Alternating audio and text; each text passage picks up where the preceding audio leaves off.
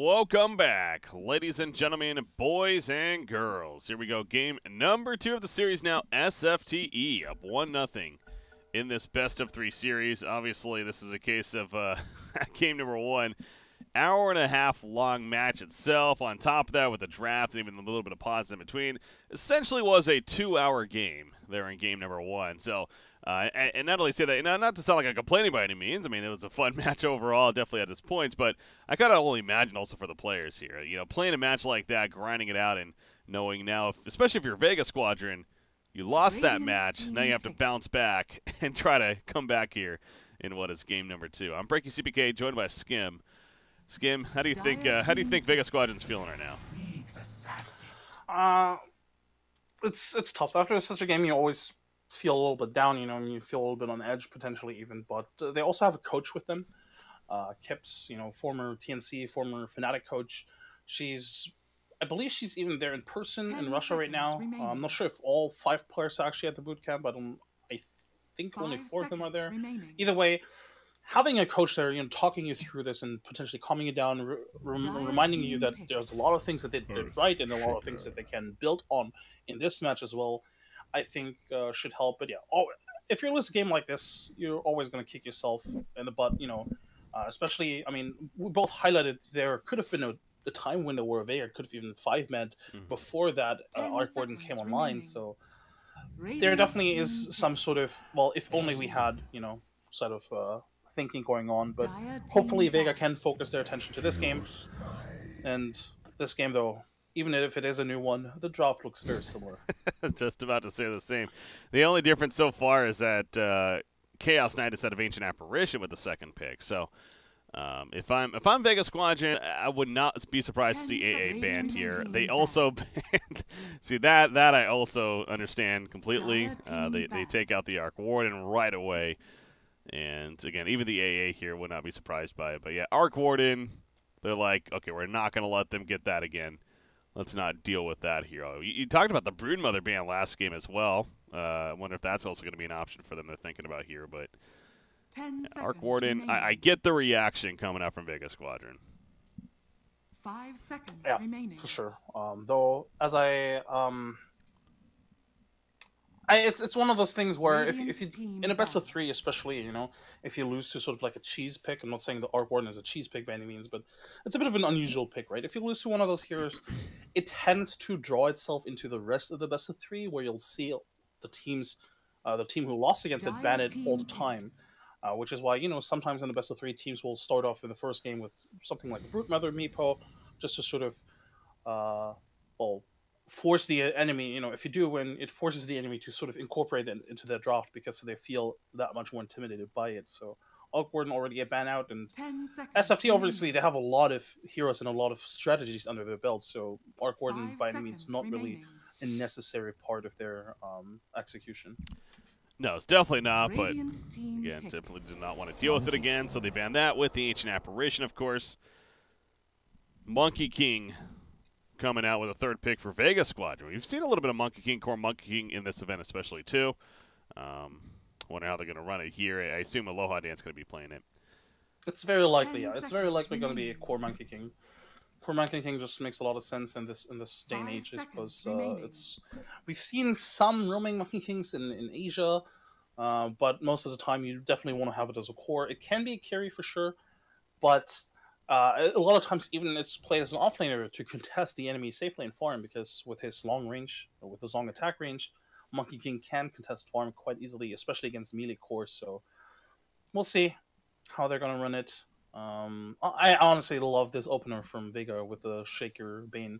I did highlight before that, yeah, it's a bit unusual and it does leave you open to certain bans, but at the same time, if you have cores like Vega does, where you feel comfortable playing so many different variations of heroes and carries, I don't think it's really a disadvantage at all. So this is pretty nice. And I wonder if Vega go back for the Mirana. It's something they like comboing up with his duo, just because it adds so much burst damage, of course, and they have a lot of combo potential. They have a lot of pick-off potential. I wonder if this is maybe one of their picks here. Yeah, no, Mirana would not be surprised at all to see. Again, G played it very well and definitely was a great hero even last game. But you can't look at the last game with results and be like, oh, well, we got to stay away from that strategy now. I mean, clearly by the Earthshaker ban that they're not doing that. But, yeah, going off of that idea, I think Mirana here would most certainly be a pretty strong pick for them. So I've been making a point how SFTe, again, essentially playing for really just pride here. Like, they've already lost the first 2 series, so no matter what happens here, even with a win, they're still going to be too far behind. Only the top 2 of the 4 teams advance on. Right now, that's looking to be Empire as well as Hellraisers, unless Vega Squadron not only wins this series, as well as then beats Empire later on today. So that's also worth pointing out that if SFT happens to be the spoiler and win the series here against Vega Squadron, then ultimately that knocks out Vega Squadron of any chance of advancing on. So that's that's what Vega Squadron is looking to as far as this being now game 2. Already down 1-0. So they're putting a lot of thought into this 4th pick, though. Time being used. Yeah, it's not an easy pick for sure. It kind of gives. This is going to set the direction of the game, really, because thus far they're very flexible with how they want to run it. They could go aggressive. They could go just very safe defensive tri lane. Is the Monkey King going to be the carry, or is it going to be the offlaner? But whatever they're going to pick next is very likely just going to determine the direction of the game. And in most cases, I do think you want to keep the mid pick as last. And indeed, it does seem as if they're going to keep the mid for last yet again. So this is going to be, again, a Medusa. Core, most likely. Carry, most likely. They could technically run Medusa mid and have the Monkey King as a carry, but I believe having the Monkey King as an offlaner and then have the Medusa as the carry makes much more sense. Really? So Monkey King in the offlane there. More of like an aggressive lane, perhaps? With maybe the Bane support, or... Perhaps it depends really on how the lane configuration aligns itself. If SFT go aggressive themselves, yeah, then you can have the Monkey King by himself, potentially 1v1 versus whoever he's going to face. It really depends on how the lanes are going to work out overall. But offlane Monkey King, it's great. It's great that you can contest the farm. You can harass the enemy offlaner. You can definitely trade hits with supports as well. So.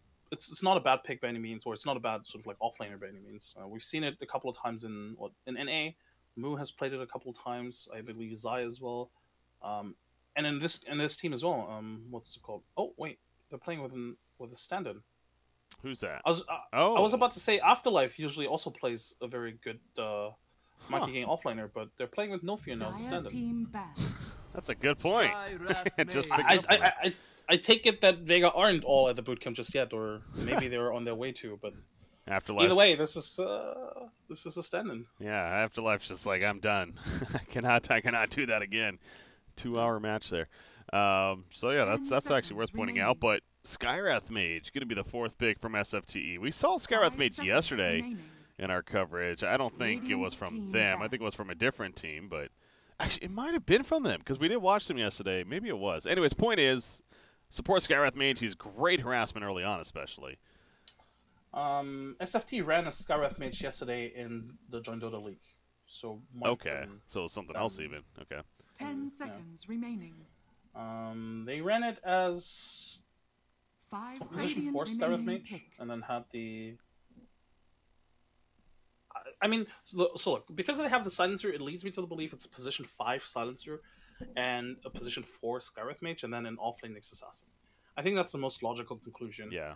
There's shenanigans to be thought of where you have maybe like Skywrath Mage core even, or have the silence as a core, but I believe none of these options are really great by any means. And yeah, now that we have the Morphling, it's very likely just going to be Nyx Assassin offlane. Okay. I wonder. Morphling, I mean, I'm sure...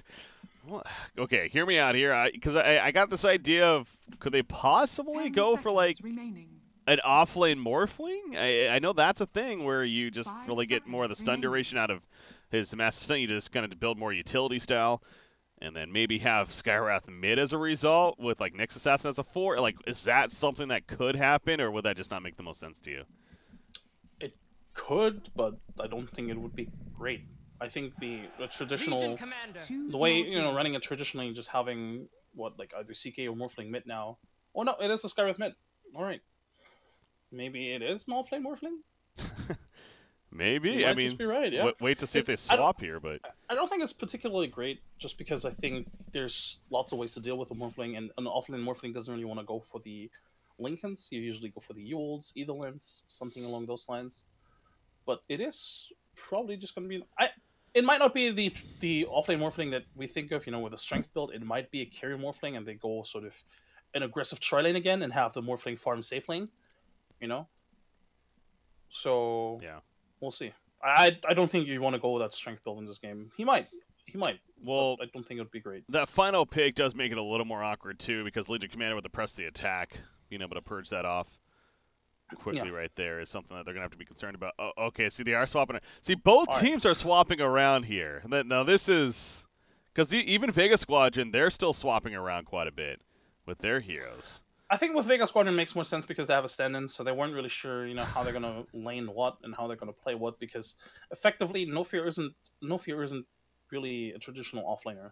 I believe he's a carry, if anything. They literally... Actually, no, he did play offlane a couple times. I don't know. Who knows?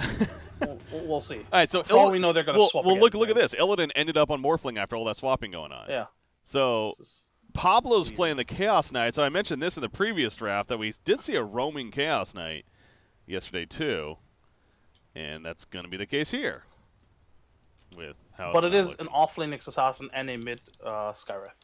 Based on the items, definitely this is now set in stone. Interesting decision, really.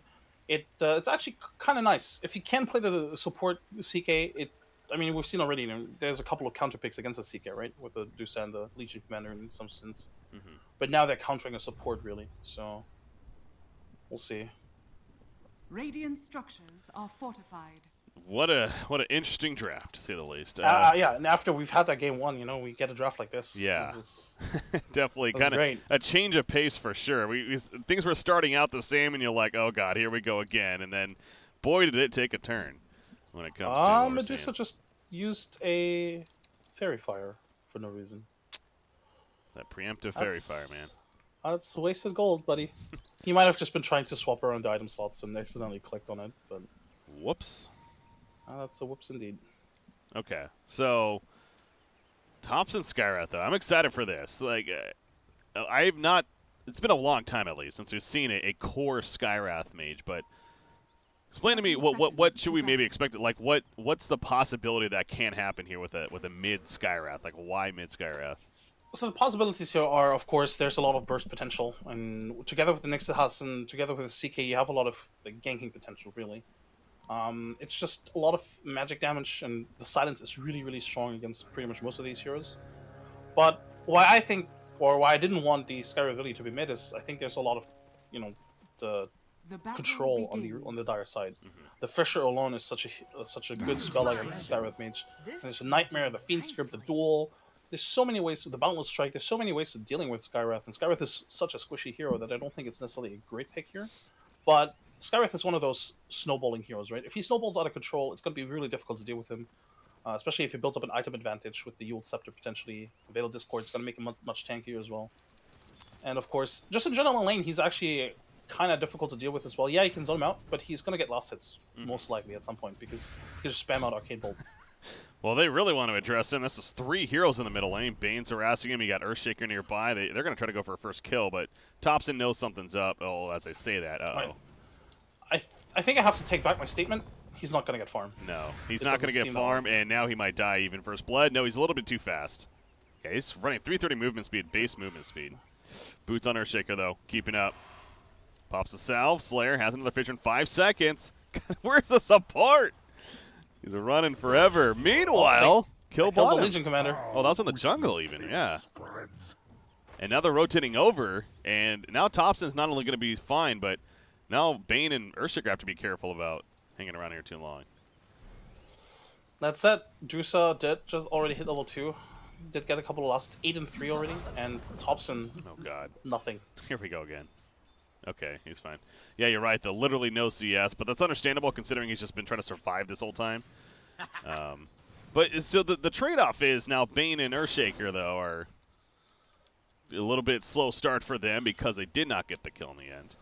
It's fine, though, because They are not really necessarily needed in any other lane. The Monkey King is going to destroy anybody, really, unless they commit like 2 here. So, oh, Thompson. Is he dead now? He might be dead now, yeah. Nowhere to go. No more region on him. He's going to hide in the trees, but Bane will get credit for the kill. God, it just feels like that. Should they have had a rotation there? Like Chaos Knight maybe go to the middle lane and try to protect him a little bit more? Because that was happening. It's not like this was a surprise. It's been happening this first 2 minutes. Potentially, yeah. I definitely don't think they needed to commit both supports to this early bottom lane. Yeah, they got the kill, but after that they probably should have tried and rotate mid. But at the same time, it's going to be difficult for them to really prevent these kills in the first place as well. Though I say that it looks like they're going to rotate, and in fact have Tops in top lane now. Yeah, he's in trouble. G, he's definitely dead.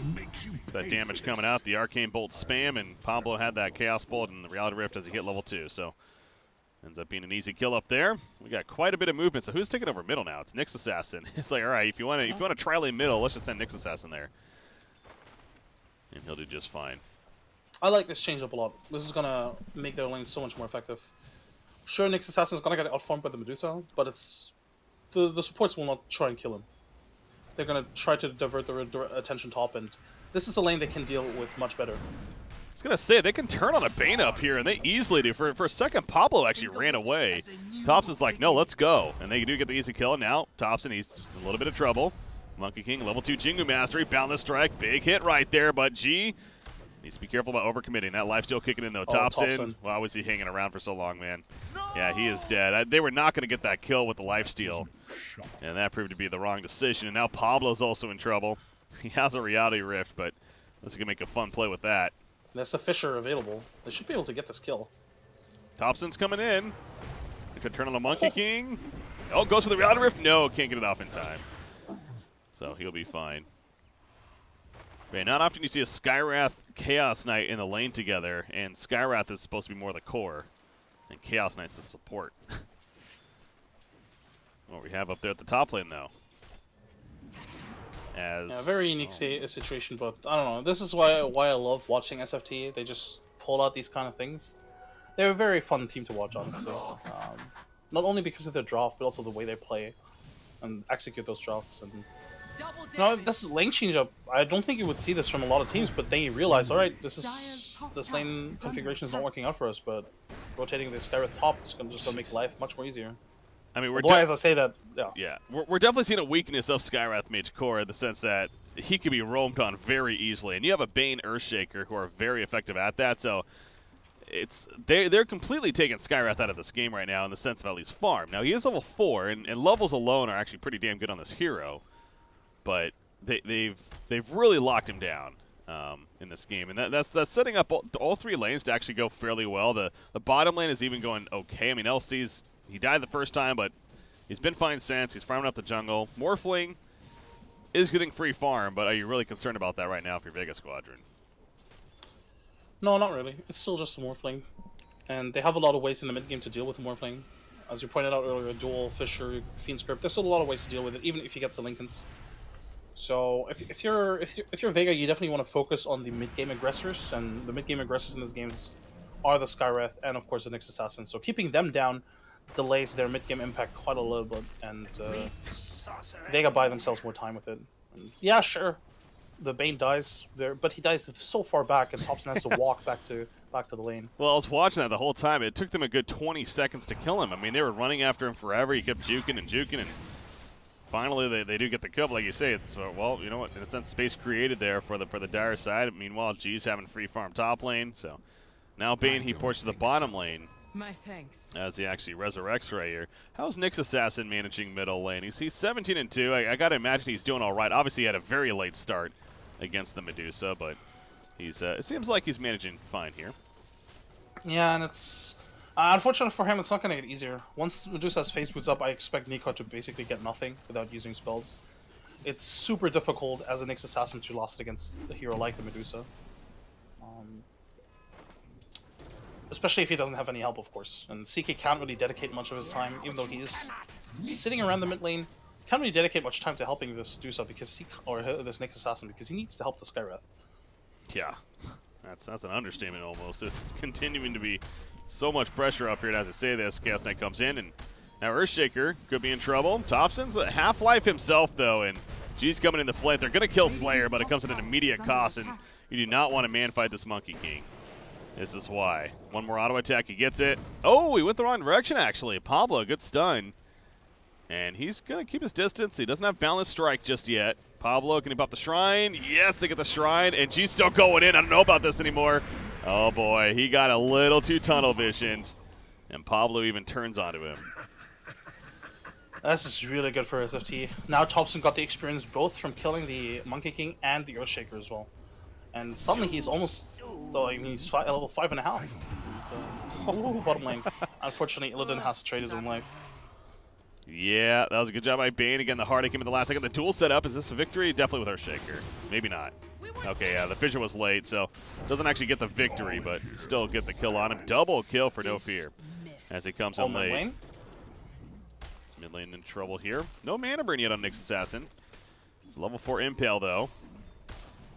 And now Pablo. Oh, boy, that's a lot of return damage. Thompson goes down top lane.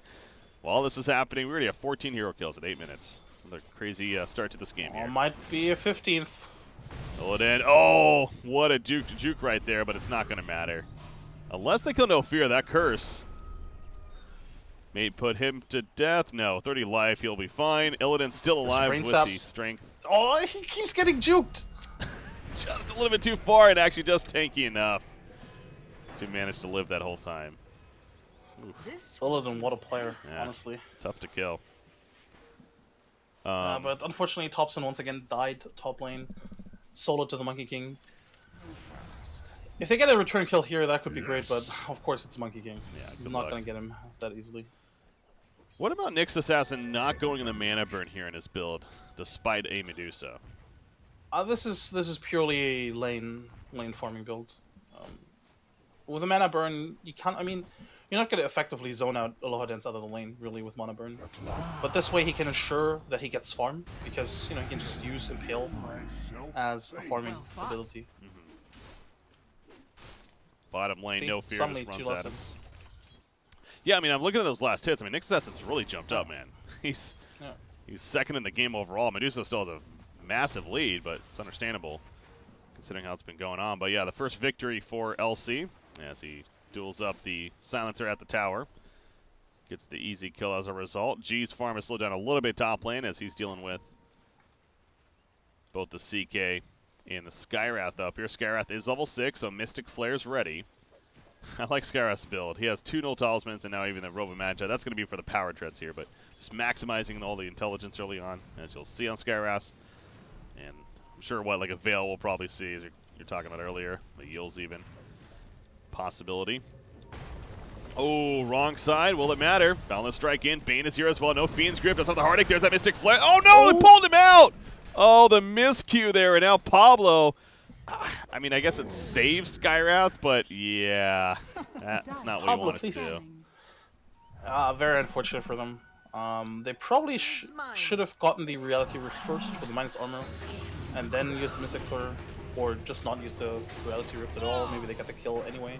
Who knows? Difficult call to make, but yeah, at least Thompson gets away with it. He really cannot afford to die much more than he already has. I mean, the entire Radiant team is, trading behind in terms of net worth. Without a tower taken, they're behind, what, 3k net worth? That's actually quite significant. Yeah, and I am shocked LC lived right there. Not only that, but LC chose to duel up a Morphling by himself right there, which was a very greedy decision. I thought that was going to backfire, even Silencer rotating over, but they just didn't have enough damage to get the turn kill, and then he managed to walk away. Somehow the Nyx and the Silencer, as well as Morphling, could not finish the job on him as he juked through the trees and got out of there. So ultimately works out for No Fear, considering the circumstances. But Illidan on the Morphling, hell, again, only 3,000 net worth. It's not like he's taking off necessarily, but are we expecting just to see that early Lincoln's right here from the Morphling? He does have to bring a health for that. Should be. I do think that the Lincolns would be a really good item in this game. And Bane, of course, one of the traditional heroes that you want to have a Lincolns against, but also the duel. Just forces them to use 1 or 2 more abilities than they would like. Oh, what a stun from the Nyx Assassin top. Yeah. He stunned both of them. I was watching that. And the auto attack is enough damage in the end. Bane wants this kill on a Skywrath, but he went a little bit too deep. Got some shot. It slows him enough, and Nikwa finishes off with that mana burn, now level 2 even. So, beautiful turn right there. Yeah, if he doesn't get that double stun, Thompson dies and they don't kill a single hero on Vega Squadron side. This way they protect the Skywrath and get 2 kills. Pablo, that's a ballsy move right there, but might set up the kill in the end. Yeah, okay. That pause, though. I mean, they're definitely going to get the kill. Yeah, sure. He has pressed the attack, but there's no way that's going to save him. I believe the right click for Morphling should be faster than the cast animation on press the attack, so we'll see. Odds are maybe Illidan doesn't get the last hit, or has to work a little bit for it, but they should still get the kill onto the Earthshaker. Yeah, doesn't have any of the abilities off cooldown as well. Although I guess Enchant Totem is coming out. Yep. Yeah, no fear actually just picked up the Invis, and he's going to go down here. There is a bounty rune, but he's wrapping around. He wants the CK, I think. Does he really want to duel up here? Sentry's put down. They see me duels, and it gives him a victory. G is here, so they pick off Chaos Knight at least, but giving a victory to Morphling, not what you want. They may kill him in the end, though. Waveform in 3 seconds. Nightmare set up 2 seconds. 1 second. The mana burn is enough. And they drop him in the end. So they do actually kill him, but again, giving up the victory. A little unfortunate. Not that bad of a trade. It does favor Vega Squadron, of course. But again, it could have been much worse. Top lane. And looks like they're gonna hunt for kills as well.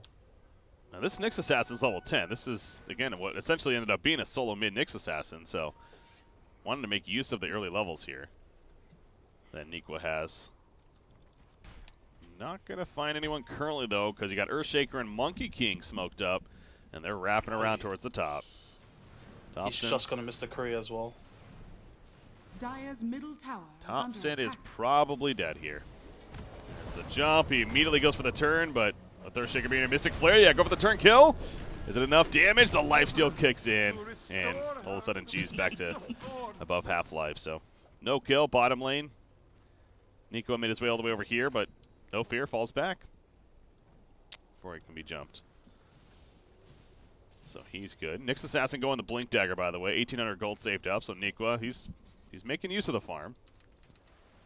So one of the things that bother me about the Nyx Assassin core is that as a core, and the way he's been farmed is, like, it's difficult for him to be the responder to ganks like up top. Like up top, when the Skywrath mage gets initiated upon, usually you want somebody to respond to it. Even if you can save the Skywrath, you might even get the kill onto the Monkey King there, right? Oh, bottom lane. Yeah, they really want the Skywrath mage. Obviously tanking with that mana shield, though, and he's going to be tanking up. Now here's a turn, the Echo Slam. No, he doesn't have it actually just yet. Duel's coming out. He will hit level 6 here soon. If they can kill a creeper, even the hero. There we go. He's going to be able to level up Echo Slam now. Go for it. No, the Mystic Flare. There's the Echo Slam coming off the Enchant Totem, and down goes Chaos Knight. Finally, they kill the Earthshaker, but the Fiend's Grip locking down Skywrath mage as well. It's going to be a 4-for-1 fight. Earthshaker just getting level 6 off of that kill, and then leveling it up and managed to stay alive the whole time. And Nikwa, he actually may fall too for the complete wipeout. The courier's also going to die here. Oh, it's actually a complete wipeout in favor of Vega Squadron, pending they kill Nikwa, which they definitely will. The overwhelming odds. That's a really big fight for Vega Squadron. I believe Bane kept the Earthshaker alive with his Nightmare. He lived a lot longer than he should have, it felt like, so that's probably it. I think he dodged a right click or like a last attack with the Nightmare and then immediately canceled it so the Earthshaker was allowed to use the Echo Slam. Because something definitely kept him alive, and I believe I saw the Nightmare animation go off, so I was... If that did happen, it would have been absolutely insane. And yeah, unfortunately for SFT, their response in this mid game is just not really that strong. They're behind in farm, they're behind in levels, and of course the Skywrath mage, you know, he's very squishy in the first place. Even if he even if he had a good laning stage, he would still be difficult to protect. Well, SFTe wants to fight still. They're going to try to make an opening here at the bottom lane. Bane could be that easy opening. There you go, Nyx lands a double stun with that. Mystic Flare hits LC as well, and they get a couple of return kills. Double kill for Thompson. Gotta say, this Skywrath mage had a rough start to this game, of course, but all of a sudden he's leading his team in net worth, and he's 6-6-4, so he's involved in 10 kills compared to the 6 deaths here, and overall not doing too shabby considering, as he does have that Villa Discord finish. So that's a positive at least for SFTe-sports. But the bad news is the top 3 farmers in the game all do belong on the side of the Dire team currently at this point. Yep, and Dusa ahead 2k gold. That's never a position you want to find yourself in this early. And of course, none of the heroes on SFT's side really compare when it comes to the Medusa's farming potential. I mean, Morphling as a carry, yeah, he's nice and all, but he doesn't farm as quickly as a Medusa farms. So this is something very worrying for them, because Dusa is difficult to kill as is with their lineup. But if she has a significant advantage, it's going to be even more difficult. Oh, Nyx Assassin just dispels the smoke. They just smoked up. Right on top of him. Duel's put up on a Skywrath. That's not going to be a solo kill, though.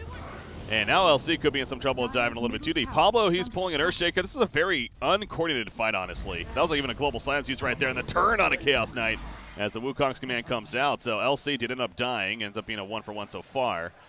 But yeah, the target choosing seemed a little bit back and forth right there as far as who they really wanted to commit for. But using Chaos Knight, which remember is a support here technically for the offlane LC. That exchange, and bottom tower's being pressured though. Fall back before. Yeah, that fight was a little bit chaotic. I believe there were a couple of different ideas on Vega Squadron's side, and maybe the call out, hey, somebody has to be here, you know, or smoke got popped, came in a little bit too late. The Legion Commander is a stand-in after all, so, you know, if there is communication issues, it's totally expected, or, you know, there's a perfectly reasonable explanation for it as well. But either way, I think if you're Vega Squadron, it's fine. You didn't give away a dual win after all, and you're still leading in net worth. G, looking for an opening. Gonna have to react right here. Bane. Yeah, probably best that he holds off, because being just Bane and 3 heroes here, doesn't want to just dive into them. So free kill on a Bane. Monkey King has that Echo Saber picked up. Working into the Diffusal Blade next. He's gonna wait around and maybe jump this this Morphling up here. He does not have an illusion up. There's a TP in. The duel's up, and that should be enough damage. Yeah, more than enough for the kill. So good patience. I'm very confused as to what SFT was thinking just now. On bottom lane. Well, they're thinking about killing Medusa, but that's obviously tough to do with the Stone Gaze and mana. And Nyx Assassin going to be slept up, possibly turn. Fiend's Grip activated on him. I mean, he's definitely dead here. So yeah, a couple of situations where. And mid lane. Legion Commander with a duel, potentially. He doesn't have it up yet. 4 seconds. Maybe you don't want to wait it out. Like, please, please. 2 more seconds. 1 more second. Oh, he auto-it. He actually... Yeah, he was going to be silenced for a while right there. And now Pablo coming in. Is he going to maybe duel him? Yep. No overwhelming odds, and he runs, realizes that Morphling's coming in. Press the attack. Not going to matter. And he ends up falling there. Earthshaker now. He's being run after Replicate. Spawned off of him. Chaos Knight going to get a range for the Reality Rift. It's a long range. It's a little bit too far, though. Now they turn their attention to Bane, though. But again, he's a little bit too far as well. And now Monkey King. Is he going in? No, he has Wukong's. Maybe. Flying through. They're pinging the area as if they may know. He keeps thinking about it. No. Not going to commit for it. Oh, they know and they see him now as well. Oh. It's like he knew he was there. Yeah. He somehow knew. Bit greedy from Nikwa to try and wait. I think if he stuns him immediately, maybe they get the kill, or maybe at least, you know, they get a follow-up stun from the CK, but he wanted the Vendetta damage as well. Overall, I don't know, it's still a bit hectic, the game. I think there's a lot of uncoordinated movements on both sides, really. SFT, I don't think they can really afford to give away more kills on their cores. Like, the Nyx Assassin cannot be the same Nyx Assassin that we saw in the last game, where he died pretty much all over the place. Like, this is a core Nyx Assassin. He has to value his life more so than traditional Nyx Assassin. I mean, he died, what, 2 times? That's fine, I think, that's, up until now, but, you know, has to be careful not to get caught out of position. Yeah, no, I'm with you there. I mean, he went the hand of Midas, too, so he has the blink now almost finished. They're going to open on Illidan. Gets that strength shift, though, the global silence in response, and trying to get a turn kill out of this, but also Slayer. Well played by him, that realizing they weren't going to get it, he just blinked out immediately. That's nice not having to use the blink to get in there. Obviously, the Invis are helping there. Bane Top lane, he's probably dead. Press the attack, maybe not. The Phoenix got the Mystic Flare, missed! Oh no, Skywrath Mage now potentially going to be turned on. The duel set up. What a turn right there from the Bane and the LC. It helps a little bit that the Mystic Flare was just out of range. He was expecting him to keep on running, and instead he ended up stopping for the turn kill and threw him off there. So nice turn. Top lane though, LC. Maybe overstaying a little bit. Can they catch him? Impale? Yes. It hits, and thus the kill. 10 intelligence stolen by Silencer. Yep, but of course, if you're a Legion Commander, you already got that duel win onto the core Skywrath Mage, no less, so you're totally fine with this. I don't know, this is Vega Squadron just creating a lot of space. You know, the Deuce has been pretty much untouched for the past, actually the entire game. Yeah. So Deuce with the Lincoln's Yasha now. See, this is the item build that I was looking forward to in the last game. You know, if you're not going to use the Aghanims, you might build the Aghanims at some point in this game, but you're not going to use it. You're just going to go into the complete farming build, very safe build. You know, the Lincoln's Yasha, and then probably Maelstrom or Manta Maelstrom next. Oh yeah. Just keep on farming. You don't need to feel pressured if you're Aloha dense at all. Your team is creating a lot of space. They're very effective. Like so far, they don't even need to commit more than 2 or 3 heroes for a single kill. Yeah, no, I'm sure Aloha Dance from last game, again, in the hindsight factor, is like, yeah, the axe was not useless last game, but it definitely was under the value of what he was trying to get out of it. Because especially as early, like, the Aghanims itself was totally fine, but I think it was just picked up too early. If he had waited maybe another item before he picks up the axe, I think it would have been just as fine, but or would have had the same impact. This is interesting up here. Nyx is scouting on the backlines. They're going to go on to Medusa. The support is coming in, though. And you know that Echo Slam's coming in, probably. Arcane's Curse he used. No, he got hit on the Earthshaker. So Earthshaker has to back up. He doesn't have an Echo Slam. And the Mystic Flare will finish on Medusa for the first time this game. But the Wukong's Command jumping in with a Fissure as well as the Enchant Totem. Pablo goes back up with the Reality with the Fiend's Grip, locking down Morphling, though. And they drop him. Chaos Knight going to be picked up as well. And the winner chicken dinner onto the Silencer to top it all off. Tops in. He's also going to be topped off as far as, well, his damage going down, so that made no sense. But he dies. Impale's not going to save him. And Nyx Assassin, he'll blink out. Did what he could do. So they kill Medusa, but the response came in, and they're really lucky that Earthshaker's Echo Slam honestly wasn't ready, as if that was, they might have been able to save Medusa even on top of that. But this is again one of those scenarios where a core Nyx Assassin, like, he has to be the scouter, right, as a Nyx Assassin. But at the same time, because he was scouting, like you pointed out, he wasn't there to actually help his team in the fight. And, oh, that actually might have cost his life. It might really just, yeah. Yep. Brain Sap. He does have the spiked Carapace, but a nice Nightmare before he can impale. There he's dead again. They're collapsing in, though. Going to try to stop them from TPing out, but they're not able to do so. And Earthshaker and Monkey King will just walk the other direction and ultimately run away. So Vega Squadron just really building off of that lead. Medusa, despite that death, she's back to farming and almost has that full Manta style now finished. But yeah, this Monkey King, you can't overlook what he's been doing this game.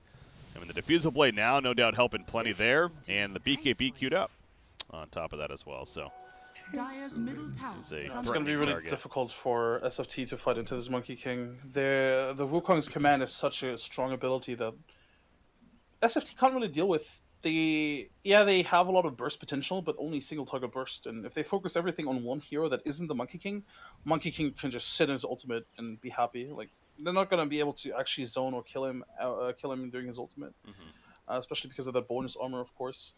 And I don't know. I think overall, just SFT's lineup is very squishy. If you have the Morphling, the CK is only a support, and then you have the cores of what Skywrath and Nyx Assassin. Skywrath is not tanky at all, even with the Veil Discord. Nyx Assassin, yeah, sure, he's he is quite tanky, of course, because he has like what ridiculous armor as an agility hero, but that's about it. Pablo getting back, good decision on his part. They were just about ready to jump him, so gets back, gets some teammate support, and they're not looking to get this Monkey King who jumps down, quickly farms up the lane, and falling back himself. But you look at the wraparound here from Vega. So far, they're not being seen. They are going to engage on a Slayer. Slayer drops right off the bat, so nice start here for SFTe. Will it end that way, though? They're going to kind of run in the back lines. Phantasm Army from Pablo. He's just charging right up to them. They have a Shrine here as well. They're going to catch Bane, the Global Silence, assisting So Vega Squadron caught out individual pieces here. And Monkey King is going to be able to TP out. They ping there, but they could not catch him. This is good rotation from SFT, really. It secures them in tower as well. And these are really important kills. Yeah, sure, you only get the 2 supports, but the 2 supports are pretty much the playmakers of Vega Squadron. Without the supports, Vega Squadron is not going to be able to do anything, or not be able to do much anyway. So with this, they should be able to get a tower, even if the CK illusions are just sitting there. And with that, finally, they get some map control. It's only their first tower, if any. They might not even get it. Legion is here. Oh, Alright, they're gonna do. They do, but now Morphling, he got stunned, but not gonna chase after. Nyx, he'll find Slayer. That could be a kill. Jumps, Impale, Courier's even nearby. Burst from Illidan, finishes the job. Nyx Assassin though, he is gonna be dueled up. That's definitely not gonna be a victory, but it is still gonna be a kill in the end. That spiked Carapace reaction was nice, but not enough to stay alive. I was surprised he blinked into that. Might have been some miscommunication. Maybe they thought, hey, we could maybe try and kill the Deuce as well, but of course they couldn't. Not with the Legion Commander around. Yeah. Structures are fortified. Alright, so now the game of Morphling. Continue to get farm on him. Is this going to be the shotgun Morphling, you think? I mean, right now he doesn't have anything queued up. For the effort. Are we going to see that Ethereal Blade, or? Yeah, it should be an Ethereal Blade. In this game, the Ethereal Blade is just too good. It combos very well with pretty much all other heroes. It's a good way of just instantly taking out a hero at the beginning of a fight. So if they have that potential, you definitely want to go for it. So I expect, you know, his Eagles song to be picked up soon. Roshan, no fall. And Ryu, aka Aloha Dance, picks it up. Bottom lane, they're porting in. Echo Slam ready. Forest Shaker. Morphling was scouting into it. Uh-oh. Okay, he had the replicate, so that was a little scary. But replicate in the jungle, and he goes back to farming. So a bit of a distraction even at that bottom lane. Tier 1 tower taking some damage, but they'll be able to defend it. Look at how far up Medusa is. Just farming the Radiant Ancients even. He's going to fall back now, but just kind of shows you how confident he is. That's how the game's looking at this point. Monkey King just going for the bounty rune here, but Nikwa is nearby. Coin for me. BKB just delivered to Monkey King. Yes. So he has a full 10-second BKB now. Nyx, of course, scouts that out, but not going to find an opening, though. And bottom lane, they're moving down here.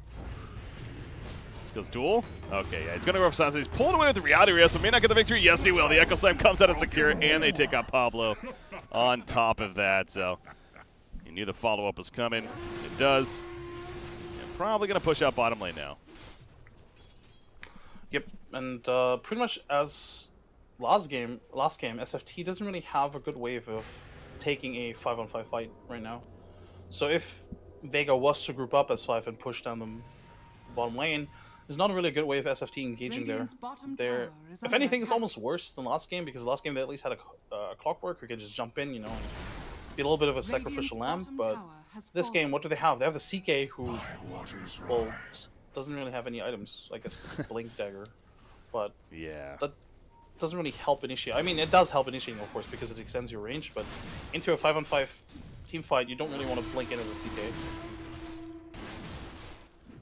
Monkey King flying around. Nyx Assassin will blink in, though. Goes for the open. Mystic Flare's put down. That's the Axe Mystic Flare, but it doesn't matter because BKB comes out. That's the anti-Skywrath mage ability right there. And they take out Nyx Assassin. More so item, I guess, is a more appropriate way to put it. But yeah, BKB, as mentioned, just picked up recently a Monkey King, and that comes into play there to stay alive. So the Axe is finished, as we see on Skywrath Mage, but unfortunately for him there, unable to get that kill. They still want this Monkey King dead, damn it, but they might not even get it yet, although the burst comes out. Gee, the Boundless Strike. Beautiful stun at the last second, and the press the attack kills, kicking in enough to keep him alive. That was 2 separate efforts to try to get him killed, and they were unsuccessful on both. And they were unsuccessful, and they lose a tier 2 mid as well. If SFT had committed one more hero to either of those attempts, that would have been a kill, very likely. But they think, you know, maybe we could just do with just 2 heroes, especially since he already uses BKB on the second attempt. Illidan's dead, I think. Oh, Global Silence will help. He actually Ghost Scepters right here. He's going to pop the Shrine. He picks up the E-Blade as mentioned. And he's running. He does not have the replicate up, though the stun's going to miss, goes the other direction, but now he's caught by the LC. The duel's put up. They got the Lincolns off first. Mystic Flare takes out Earthshaker. Can they kill him before? No, they cannot. So Illidan stays alive. Waveform's away. Now Bane's in trouble. He nightmares himself. Will save him a little bit longer, but not in the long run. The Ryu pops the Stone Gaze. Nice blink away, though. And now you see LC running away from Pablo. Nico's going to follow up. Hand him minuses the creep even, being efficient as possible. And sets up that kill. G, awkward spot. He leaps up onto the 3, though. Primal springs in. Thompson's going to be slowed down and caught. No, for the Purge Blade. Diffusal Blade, I should say, is enough damage right there, slowing him down. Now comes the Wukong's command. Now Monkey King's ready to fight some more. Pablo goes down as a result. Double kill for Aloha Dance. And the cores of Vega Squadron managed to stay alive throughout that. And are going to fall back. This fight almost lasted long enough for Illidan to come back with full HP. I mean, he is back now, but if the can they get this do so with the E-Blade? They might have enough damage. No, there's no way. Yeah, he was way too tanky. If the Nexus has not been there, that would have been enough damage. I'm pretty sure. Maybe with the Nyx, yeah. Oh, now Illidan though, is he overcommitted? He's fine, although Sema. Oh, that fissure. That fissure, just on the right. If that traps them in there, might have been another kill for them. Not the case though. This Medusa. Yeah, almost level 24. Aegis is on him. He has the Butterfly now finished as well. 18,000 net worth. And there's no Arc Warden on the other side this time. There's no massive hero on the other side. Morphling can be kind of a similar hero, or Arc Warden in that sense, but it's going to be a long time before Morphling gets there, the way this game's looking. So Vega's in a much, much better spot than the previous game is what I'm suggesting. Invisibility. For sure, for sure. Though I will say that SFT is doing a really good job at spreading these fights. Like, that last fight shouldn't have been as good as it was for SFT, but they were able to spread Vega around, forcing them to take, like, mini fights where it's, like, 1v2, 2v1, like, not 5-on-5, right? If it's a 5-on-5 fight straight up, Vega pretty much wins, but by spreading them apart and by taking favorable fights, SFT is able to trade almost equally, or favorably even. So I don't know. I mean, Vega's definitely ahead for sure, but I think SFT showed that I think they can still take fights in a way where they come out on top. So this is still a little bit dangerous for Vega Squadron. Yeah, they have key abilities. Big one is that global silence from Silencer. That can always be kind of a game changer and a great response tool, if anything, of course, and can help set up a couple of kills. Skywrath Mage is definitely going to continue to deal more and more burst. He has level 3 Mystic Flare now with that Ags, remember. So we really haven't seen that come into play yet. I assume he used it last fight. I didn't necessarily notice if it was very effective, but that's something else that will have to be looked at for Vega Squadron, or kept in mind even. That's going to be a lot of burst from him. And now Skywrath has the Yules queued up towards finishing that. I know you mentioned that earlier in the game. So Medusa, level 25 is almost here. Last game he got the 2-second Stone Gaze stun. Wonder if that's going to be different this game, though. The 25% lifesteal. That is quite a bit. Yeah, but I think you almost always want the Stone Gaze. Unless you're... No, actually, I think it's just consistently better, to be honest. Okay. Especially in this game. Oh, Pablo. Poor Pablo. The trap is real. Victory? Not going to be a victory, just barely. But it will be a kill. Yeah, they set that bait up quite a bit right there.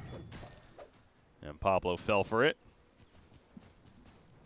So the support Chaos Knight continues to struggle, but look what Chaos Knight's getting next. Or at least that's his thought process. Ooh, An Ags Chaos Knight. We talked about this yesterday and what it does with spawning illusions of other heroes. So how do you you see that being useful this game for some reason? It might be, for sure. I think there's a lot of ways to build the support, and that's Chaos Knight, and I honestly hope that we will see the items. I'm looking forward to this. It's not a hero you see in the support position a lot of times, and you certainly don't see the Aghanim's on him a lot of times, so I think this is a really cool way of using him. And I don't know, Pablo in general has been playing him very uniquely in a sense. I mean, if you do play support Chaos Knight, you kind of have to play him similar to how Pablo has been playing it, but it's still fun to watch. Like CK just lying and waiting behind the tree line trying to kill Bane. It's not necessarily what you see in a core Chaos Knight, right? Middle lane, they're going to catch Nyx. He just walked right up and simply set up the duel with that Shadow Blade. So Catch an X-Assassin off guard at 70 seconds. He'll be dead for. No buyback, actually, so a bit of an opening here for Vega Squadron now to maybe start pressure in Tier 3. Medusa, no Aegis or anything like that, of course, but Medusa, the plus 2 second Stone Gaze stun is picked up here, as you expected, and has that Stone Gaze ready to go if a fight is committed to. So can they really hold against the Star side? Got to be careful if you're SFTe. Especially since the next assassin doesn't have buyback. I think Vega is just trying to force a buyback, if anything, or maybe I don't think really they can siege this Tier 3, but they're also not going to force out the buyback. Unless they can jump in with the Legion Commander now, under the guise of the smoke. Yeah, you mentioned they're smoked up behind him, not letting SFT get information on where they're at. They were pinging Pablo right there, but no one's going in. Just doing the slow, methodical game. 10 more seconds on Nyx Assassin will be back up. There's the Lincoln's taken off. A lot of good guts shot. The Mystic Flare's put down. Actually, Medusa is melted by your Echo Slam. Goes off though. G with the Wukong's man very aggressively. And Pablo trying to sit on top of that Medusa. That's not going to work though. Stone Gaze activated. The stun up on Nyx Assassin who just came back up. That's a Fiend's Grip. Pretty aggressive one. Bane realizing that was not the best position to be in. So he tries to fall back now, but I don't think he's getting out of this one. The TP maybe. No way. Yeah, he does fall. Even with the press of the attack coming out there at the end. So Vega Squadron, they killed Chaos Knight, but couldn't really get much more out of that. I mean, there were no buybacks used, right? So that was just simply a hold there. Yeah, they only get the Chaos Knight, but at the same time they also, you know, deal a lot of damage, or deal a little bit of damage to this Tier 3. It's a bit worrying, I think, for Vega that SFT was able to hold this well without really committing too much. At the same time, I think if Vega maybe overcommitted a little bit on the CK. Like they dropped the Wukong's command and then they even dropped the duel, and I think they used the Echo Slam as well. I believe so. Yeah. Yeah. Either way, they just committed quite a little bit of it. If they keep the Legion duel, they might even threaten another kill. But without the duel, there's basically no way of doing that. And then the Fiend Script was thrown out on the next assassin that they didn't commit on either. So I don't know. At least they're sieging though. This is something that we missed in the last game, of course, right? They didn't really commit to a siege, even though they did have the upper hand. And I like that they did now because this is what they should be doing with this lineup, in my opinion. That kind of goes back to the idea I was mentioning earlier too, where the biggest difference last game was that you had that Arc Ward on the other side that was not only getting a great farm, but he's great at using that farm for split pushing and constantly bringing you back and distracting you. So I think that was the biggest issue last game for Vega Squadron, where this game, they don't necessarily have that to worry about.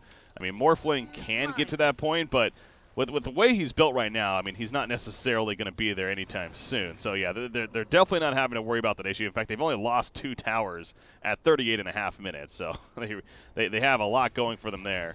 And they're going to go for the Roshan now with a double damage rune activated on Medusa currently. She actually has a Divine Rapier queued up.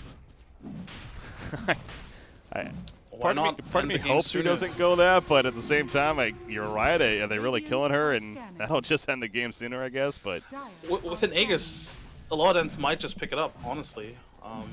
It was already difficult enough as is to really get the lower ends down low in the last engagement. And with the Aegis, for sure, it might just be the difference maker, really, and just force the game to end sooner than it did. Oh, duel over here? That's a duel victory for the CK. Don't know what that was about. Why was he so far ahead? Jesus.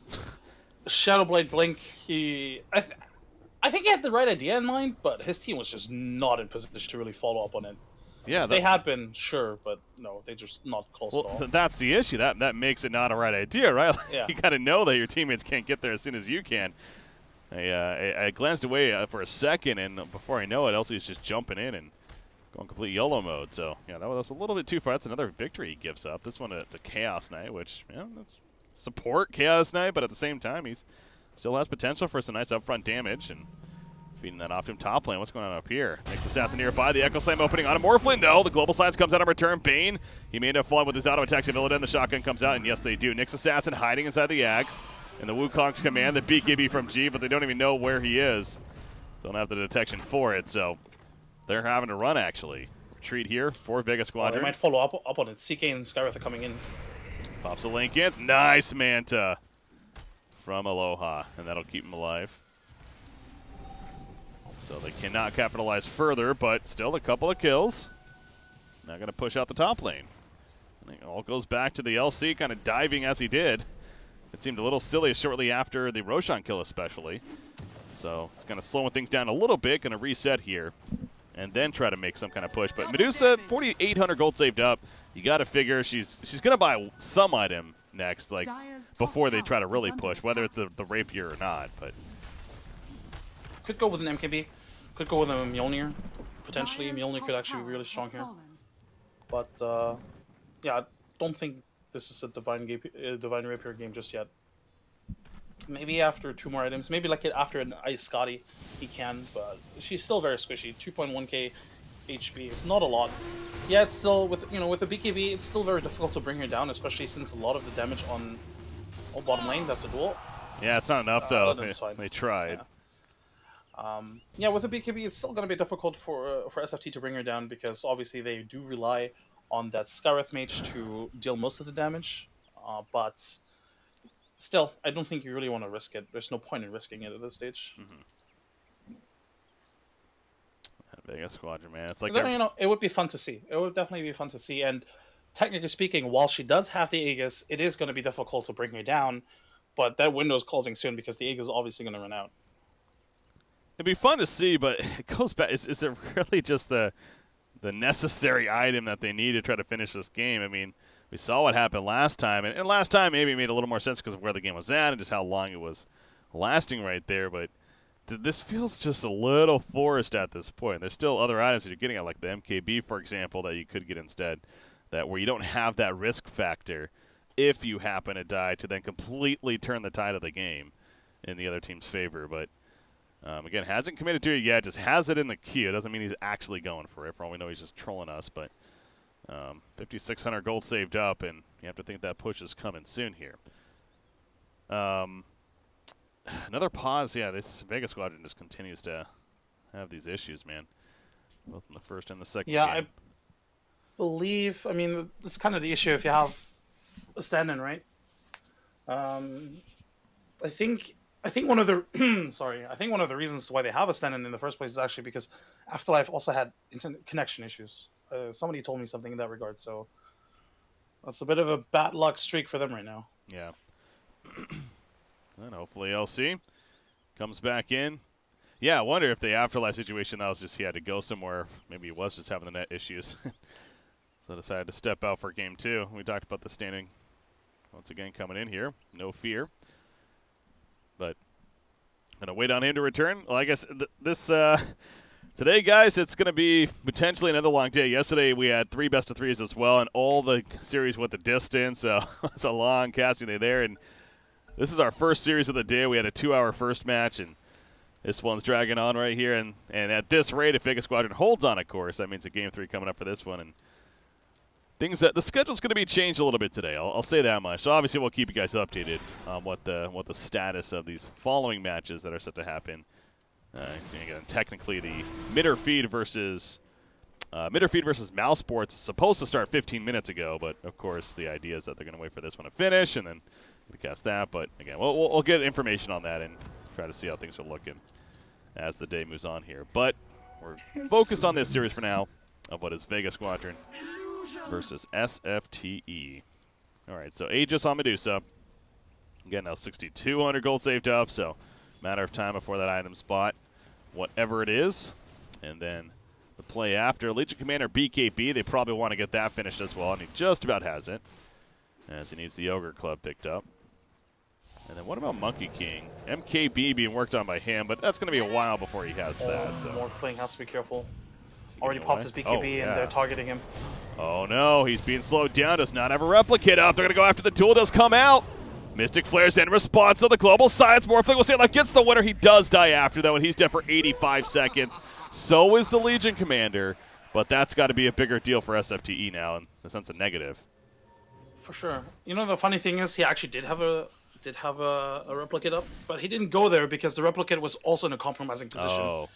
I think he could have tried anyway, just, but I guess he took the bet of What's up with my throat? Oh, sorry. This is what happens when you cast like that's happening to me too, man. Just try to drink as much water as possible, but when you have these longer games, that can happen there. Oh, we see engagement though. Medusa pops the BKB going after Chaos Knight. 4 steps away, will be fine.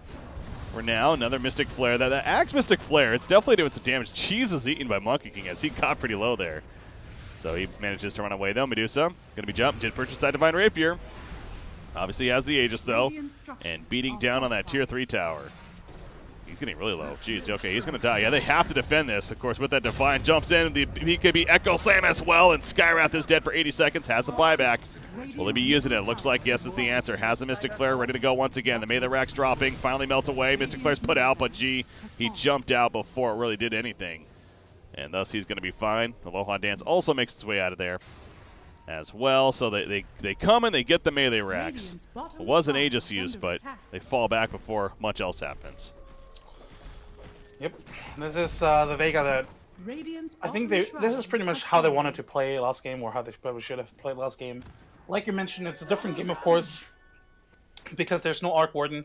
But still, you know, just knocking on the enemy door after you get like a kill or two, it's pretty much how you want to execute this lineup, and you know, they're just doing it really well. Yeah, yeah, they did go with the Rapier now, but I do think that it's very difficult to bring down this Medusa, and I think Aloha Dance has showed that he can play it very safe even with the Rapier. And I mean, he's only died once in this entire game, so I think this is fine for them for now. Though it is risky, for sure.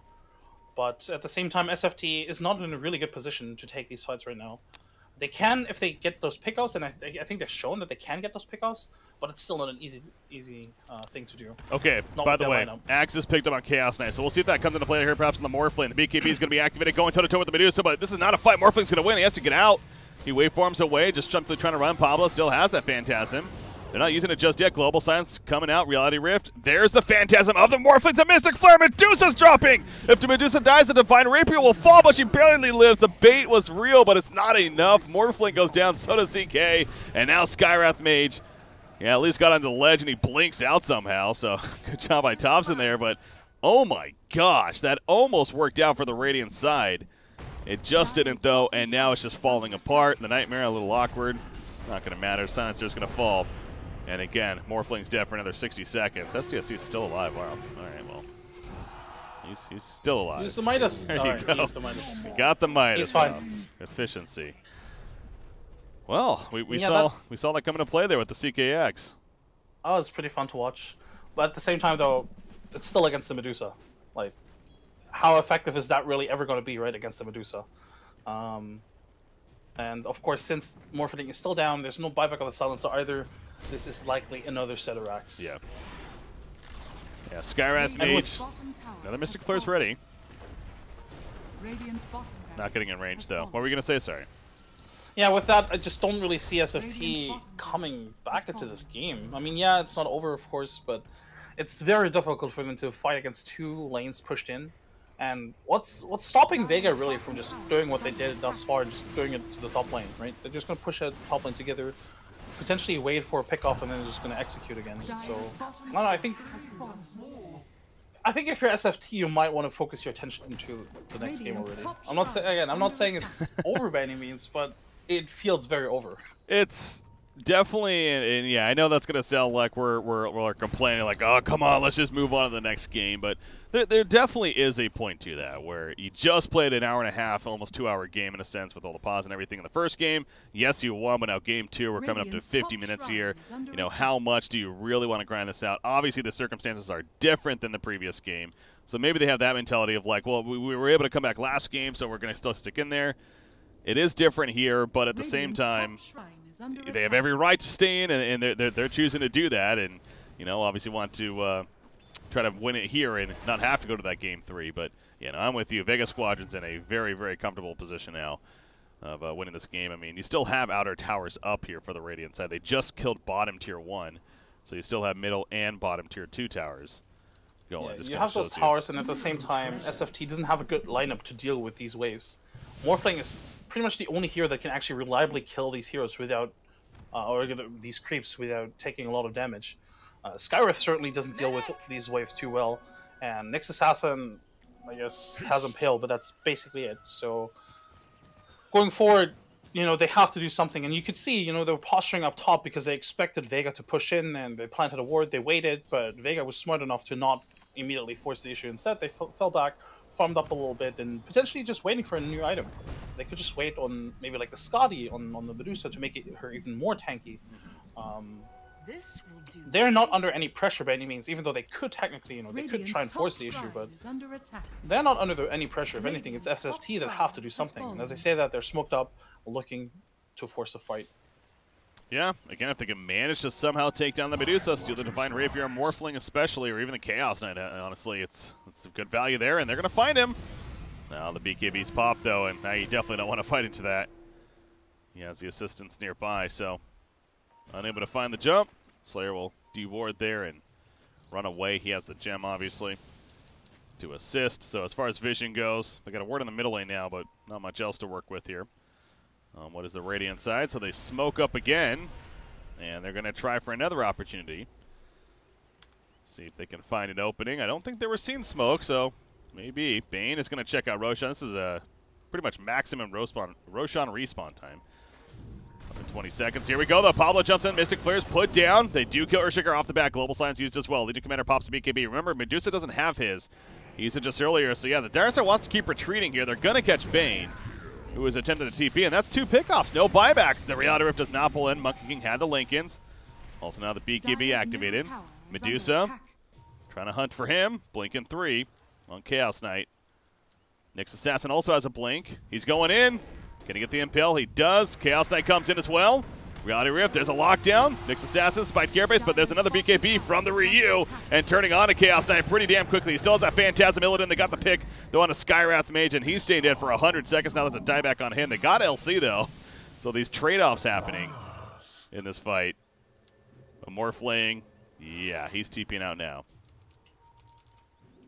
Double damage? Oh, Pablo. No. Balance Strike. Yeah. He drops the gem as well. It's, you know, it was a good attempt from SFT, for sure. They found a good initiation. It was a bit unfortunate that they didn't find the perfect initiation because Mystic Flare actually didn't hit anybody, so they had to commit a little bit more from the other heroes than they would have loved to.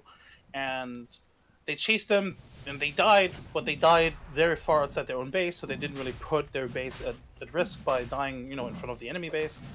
But at the same time, I think this basically shows why they cannot touch the Medusa right now. Like, the Medusa, they got caught out, or she got caught out, but, you know, one press the attack and she's good to go, one BKB, she's good to go, so now with the Aegis especially, I don't know, it's going to be really difficult to fight into this. Sure, they will have everybody up again, because the Legion Commander is also dead for another 40 seconds, and Vega won't push without the Legion Commander, but, I don't know, with the current item build, with the current situation of their own base, I just don't see SFT winning a teamfight right now.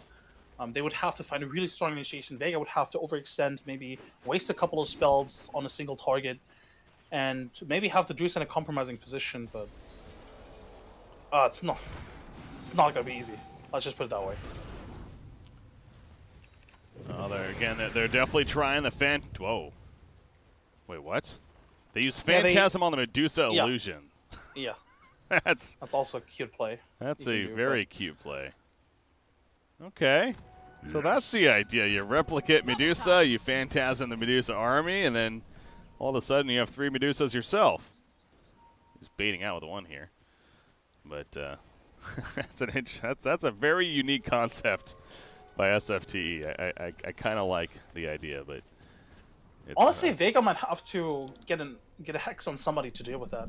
It's not necessarily a game changer, this sort of like play, but it could be, actually. In hindsight, it could be. Medusa illusion is going to hurt quite a little bit. Yeah. It's quite tanky and not easy to deal with as well, so especially since it's a replicate. So yeah, if it does prove to be an issue, they might have to get a hex. But for now, again, Vega in a very comfortable position. Satanic finished on Medusa. Going into this push right here.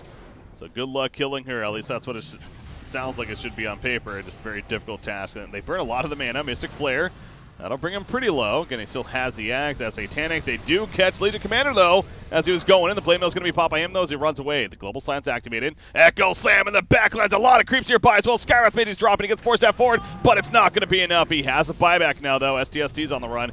He's kind of already done his job, though. Neekwa still hiding in that burrow right here. The duel's put up, but actually Elsie gets stunned up as he goes in for the duel. It's a winner for Nyx Assassin. As a result, they take out Medusa the first time. The Aegis popped. Does not have Satanic currently either. If they manage to kill him here, he pops a Stone Gaze, though. G with the Wukong's command. That should slow them down enough. Earthshaker barely manages to stay alive himself. You just see Skywrath Mage as well, just spamming abilities from the base after his buyback and helping to force them out. So they hold. I mean, Tier 3 still has plenty of life on it. Skywrath was the only one to buy back there.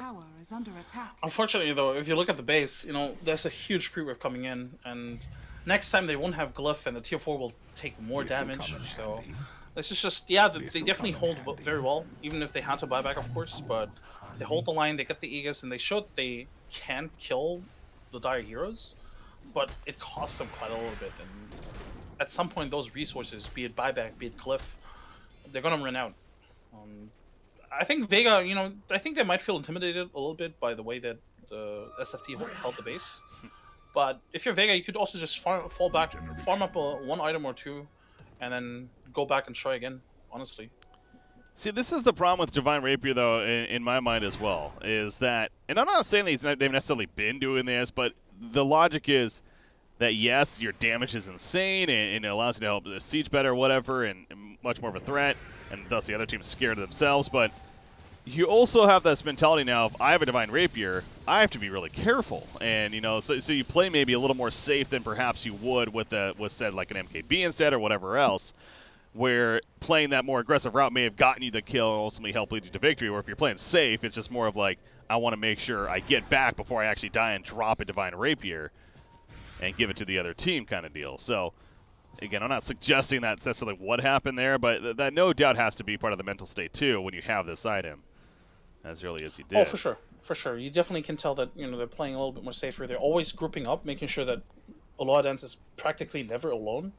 And that definitely, I mean, at the same time, obviously, Medusa is supposed to be protected. So, in that sense, she's never going to be truly alone. But you're definitely right. There is some sort of mentality when it comes to that. So this is definitely something worth considering. But at the same time, without the Divine Rapier, they might not have gotten those 2 sets of racks, because it is quite a significant amount of damage. And they find the Morphling. They do, and they do get the kill. It's a nice opening there. He does have buyback. LC has a Dagon, by the way. I heard that going off, and he actually opened with it. She's used it a couple of times already. It's a weird pickup for sure, but with the E-Blade in play, and with a lot of like squishy heroes, like such as the Skywrath Mage or the Silencer, it's not necessarily a bad pickup, but I will say that I think any other item could have been probably better than the Dagon, even if he is looking to actually, you know, level it up as well. Well, the ultimate hold of Nyx Assassin, and with the Burrow, he now has the Octarine Core as well, so he really can spam Impale, despite Carapace. I love the smoke from Vega. They're baiting out with the LC Illusion. It's pretty obvious by now that it's fake. But, now they get exposed. Just close enough, so not going to happen. Global Science is not ready for 70 seconds. You know, the smoke would have worked, I'm sure, if they had a ward, because then they have better vision inside the enemy base, but they didn't have a ward. Well, they're going. That sucked. Law Dance jumps in. He gets 4-staffed away. The Mystic Flare doing some damage. That'd be fine. Is that a Fiend's Grip? Yeah, Fiend's Grip locking on the Nyx Assassin in that burrow. It finally jumps in Monkey King, and they do get the kill on a Nyx Assassin. Stone Gaze popped as they're beating down the melee racks. So just simply to take the objective. One more rack needed for the Mega Creeps, but Bane's now dead. And there's a pull and an explosion onto the Medusa. Divine Rapier's on the ground, and Illidan's going to set up to pick that up. So they almost get Mega Creeps, but now they have to deal with a Divine Rapier in the hands of Morphling here. Well, all right. This is something. You know, Illidan actually had to buy back, I think, with only like 10 seconds left on his death timer, but if he doesn't buy back there, they don't get that kill, so very well worth it. That's true. But still, yeah, with that Rapier now, maybe this is, well, you know, we jinxed it. We said it was over. It's not over. So I hold my beer. We got this. Yeah. It's certainly still not going to be easy for SFT, but that Rapier might just change a thing or two. The Dusa was squishy as is. I mean, with those Morphling illusions, with all Legion Commander, that might be a dead Legion. It's definitely a dead Legion. Just a matter does he get the kill first. The Dagon gets the kill. He does. Not a victory, but he has 152 damage, so overall a lot. But he also 28 damage on Morphling, Nyx Assassin 18, Chaos Knight 18. CK has 18. he's given up, well, that's 4 dual victories, I want to say, in total this game as well, so kind of been back and forth there. Silencer is also something you can't forget, too, as this game's scaling in now to the very late game. It supports Silencer transitions into a little bit of a threat with right-click. I mean, he has 28 stolen intelligence, but he's not necessarily building that either, though. He has a Hurricane Pike. All right, Breaky, strap yourself in. I predict this is going to go on another 30 minutes. Just because they gave up the Rapier, I'm sure Vega's going to play safe as hell. Oh, yeah. They might throw themselves, and either they're going to play safe as hell, or they're going to throw their bodies at the last set of racks, and then they're going to die, and then SFT is just going to hold Mega Creeps for like 20 minutes. It's something along those lines, for sure. Medusa has another Divine Rapier queued up. Why not? He's like, all right, I lost mine. Might as well get another one. But I would believe it. Phantasm, by the way, used on Morphling. Jeez. Using that to now push out the middle lane. Here we go, Monkey King. They are going to dive it. They want the Mega Creeps. Wukong's command. There's a fortification. They're going all out for this. Stone Gate's popped in the back, and it's going to be difficult to fight into it, no doubt. Nico almost dies. Nice round pop. There's the Mega Creeps. Echo Sam in the back lines as Chaos Knight. He's full go. Illidan, though, now. He's running in. Bane is going to get one shot right there. The shotgun on Earthshaker, pulling with the Reality Rift. He, too, will fall after the fact. But you know what? Considering those are the only casualties, that's still worth it for Vega Squadron here. Oh, for sure. Oh, Dusa bottom. There's a replicate. He goes in with this Divine. He hits pretty hard, but Medusa, tough ask here as far as the kill, and you got to be careful. Go too far! No. He kills himself! Oh, no! And that might have just done it. No buyback. All right, I take everything back. This is not going to last another 30 minutes. No buyback. Rapier back on the Medusa. Look, I'm not going to make any definitive statements anymore because obviously that's not going to work out. That's a dangerous thing here. They're trying. Without Morphling, not nearly as much firepower, though. Maybe some upfront burst, but that's it. It falls off, and now you have Silencer. He's dead. Impale from behind. Nyx Assassin just going to try to stall as much as possible. Silencer does buy back. Nope, they know Nyx is here. Thompson running back in. Mystic Flare in 1 second. He gets it down, but it's not enough. He will fall. They're spamming out Nyx here. They know he's here. It's just a matter of getting to him. I don't know if that duel's going to work. It's so tanky. Gets it. Nice. Know your weakness. He actually went the press the attack cooldown, by the way, rather than the damage and Legion Commander, but likes the purge more of this game. They're not relying on him to be a big damage dealer anyway, so. Yeah, he's also given up quite a few duel wins, so yeah, that's true. Might put that into good point. Consideration. I think Skim. I think we can start leaning towards a victory for Vega Squadron here. They're pushing tier 4. This is really it. Chaos Knight in the backlands. He gets locked down by Earthshaker. He's going for the turn kill, but Medusa's like, all right, I'm just gonna fight you then, and kills him off. So tier 4 is dying. Ancient next. We're going to a game 3. Another hour plus match. We got the game 3 coming up. Vega Squadron with the victory and putting it on. Will we see Medusa again? I don't think Dusa is necessarily the issue in this game. I honestly think, if anything, it's a support that SFT need to take into consideration. I mean, it started out with a poor laning stage, which I think SFT just sort of, I don't know. I think it was a losing laning stage to begin with. Their own draft is something worth noting. I mean, Thompson Skywrath Mage wasn't bad, but the Skywrath Mage in general was just not that great here, I don't think. And the Bane Earthshaker combo is just, I think Vega just plays too well around it, and I think they need to ban it. Obviously, yeah, Vega can play a lot of the other heroes that SFT have banned quite well. You know, I think it was a Prophet, the Lich, but I don't think you can afford to give them Bane Shaker anymore. I think either you ban it or you pick something away from them. We got a game 3, guys. Vega Squadron versus SFTe-sports. Don't want to take much time here to get going, get into the break, and set things up here for our third and final game. But once again, I'm BreakyCPK, joined by Skim. This is the SkinCoin WCA tournament going on. If you type !SkinCoin in chat, you can get information on the giveaway, as well as if you go to SkinCoin.org, you can check out the latest cryptocurrency on the esports market. Trade in your favorite Dota 2 and even CSGO skins. Again, that's SkinCoin.org. Game number 3, guys, coming up next. Stay tuned. We'll be right back.